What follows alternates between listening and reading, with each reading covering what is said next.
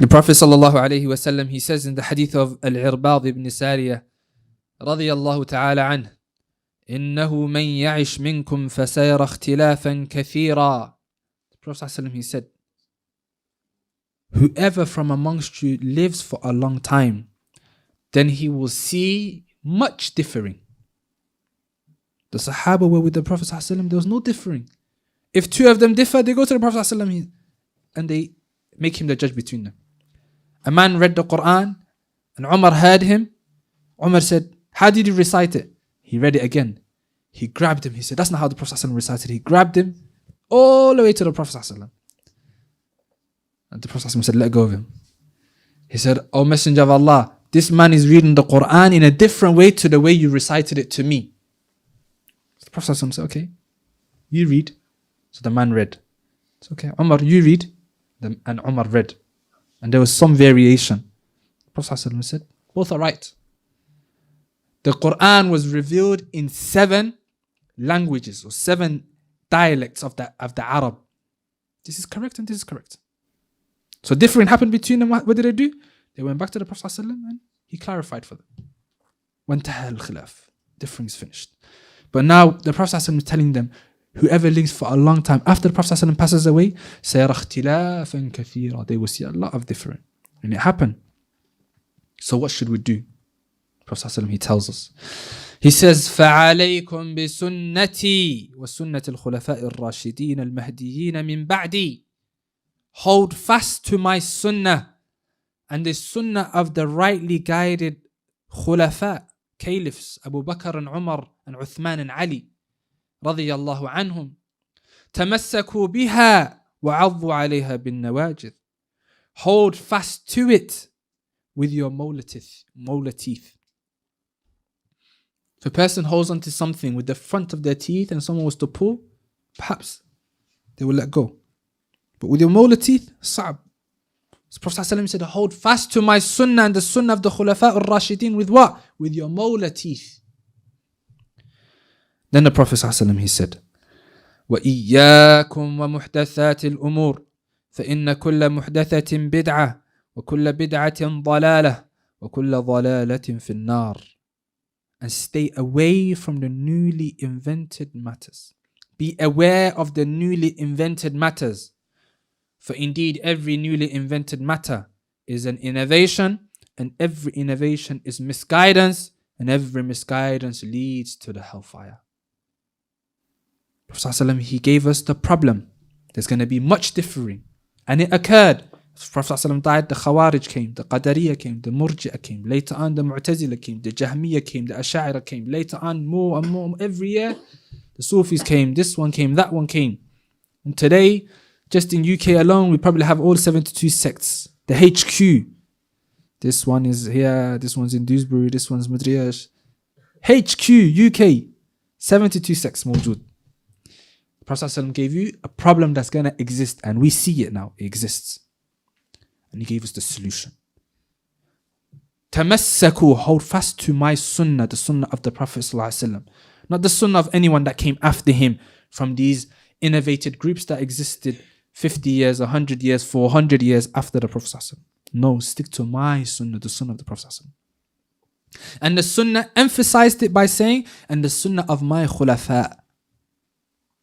Why? Because all of these different sects, the 72 sects, is there any one of them that's going to say, hey look, I'm a Khariji, I'm not upon the sunnah of the Prophet ﷺ? No one's going to say that. All of them are going to say, I'm upon the sunnah. I'm Ahlul Sunnah. Every single 72 sects is going to say, I'm Ahlul Sunnah. I'm upon the truth. I'm following the Prophet ﷺ. So the Prophet ﷺ emphasized it with his statement, and stick to the sunnah of my 4 rightly guided khulafa. And this is mifsal, something that separates between the people of truth and people of falsehood. That you say, look, we follow the Prophet ﷺ, okay, khair. And we followed the way of the Sahaba as well. Did the Sahaba do this? No, khalas, we don't do.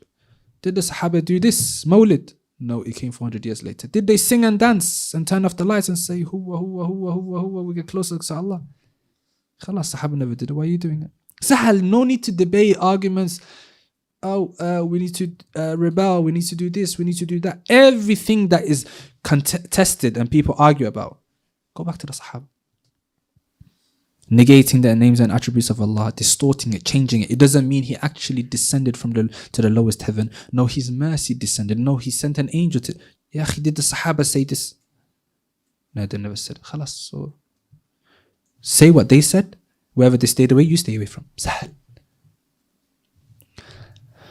And if a person doesn't do that, the Prophet ﷺ directly after he said, وَإِيَّاكُمْ, and be aware and stay away from the newly invented matters. All of this differing, majority of it is newly invented. Singing, dancing, making it part of the religion. And Nasheed, a man singing with his vocals. It's only vocals. Grown man. What singing? Only difference between him and Beyonce is he says some Islamic words. Invented, stay away from it. Every newly invented, Prophet ﷺ, he said, every newly invented matter in the religion.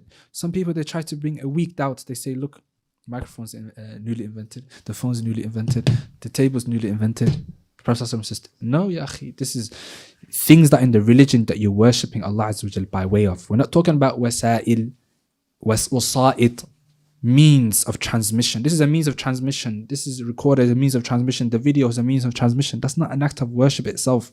It's a means of transmission. Use it for khair, it's good. Use it for shar, you get sin. It's a tool. The manarat, the kada. And you see these, they will use this shubha for them later to say, the mawlid is newly invented matter. It's okay, it's good. Just like the microphone newly invented, good. Mawlid, good. Yakhi, this is a tool. You can use it for good and bad. It's a tool. Itself, bidhati, is not an act of worship. Mawlid bidhati is an act of worship. And everything else that they do.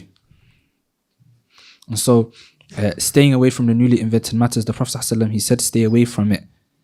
As for these things in the dunya, they're not called, linguistically, they're called bid'ah.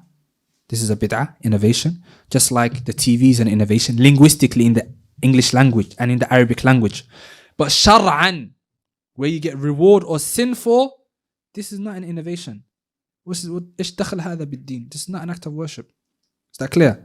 They confuse the linguistic word for innovation and use it on religious affairs in order to make their things okay. And once you go that rabbit hole, khalas, everything's okay.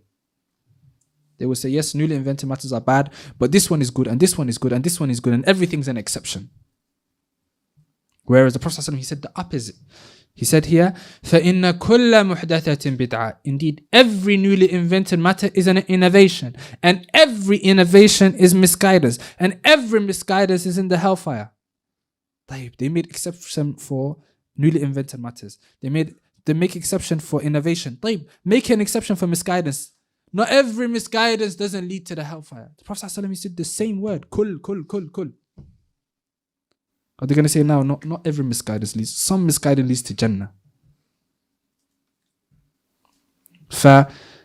Al-Bab Wahid is one door, treat all the same.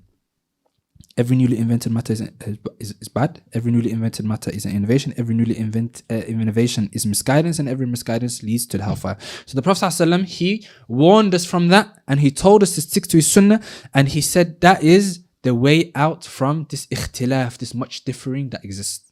Is that clear? طيب.